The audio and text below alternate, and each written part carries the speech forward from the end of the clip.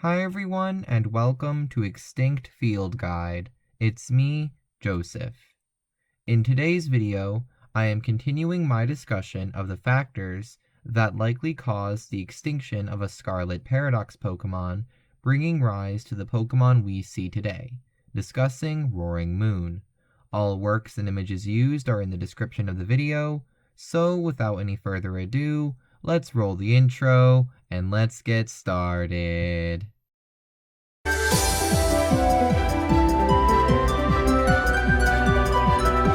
So, with Roaring Moon, I think two factors likely led to the evolution into Salamence: competition/defense against fairy types, and the advantages of flight.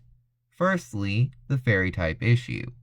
At the very minimum, two other fairy types existed in the same area as Roaring Moon, assuming that the Pokemon drawn into the present by the spoiler warning time machine dwelt in the same ecosystem, these being Screamtail and Fluttermane. Roaring Moon, being a Dark Dragon type, is 4 times weak to fairy type moves, and this interaction, combined with strong Pokemon who had that typing, likely would have led to Roaring Moon having a strong selection pressure to evolve away from its Dark Dragon typing. Now, why was Dragon kept and Dark lost for flying? Well, I think that, possibly for predation reasons, there was a strong pressure to develop full flight, something that Roaring Moon either already has or has the beginnings of. So it was already starting on that track. In addition, Dragon as a typing can be seen as more biological than elemental, such as fire, grass, or in this case, dark.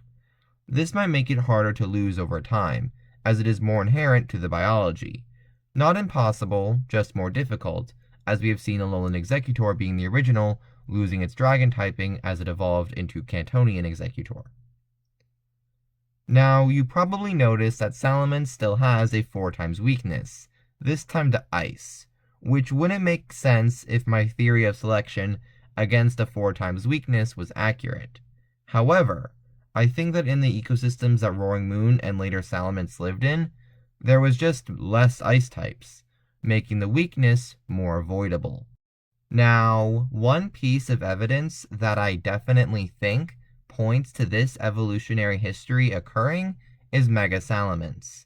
Mega Salamence is similar to Roaring Moon in appearance, and as several people have pointed out, I believe on Reddit, but potentially in other places, and I don't know exactly specifically where, so I apologize for that, but anyway, makes it rather similar to that one entry for Mega Aerodactyl saying how its Mega is closer to its real form, rather than the fossil.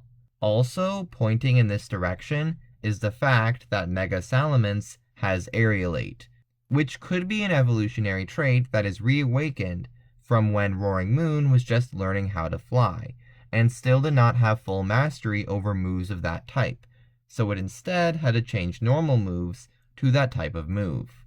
Anyways, as for why I think Bagon and Shelgon exist, either conditions allowed smaller forms to develop over time, or they already did exist, and we just did not see them because, spoiler warning, time machine. So, that concludes my video discussing how I think evolution unfolded for Roaring Moon into Salamence.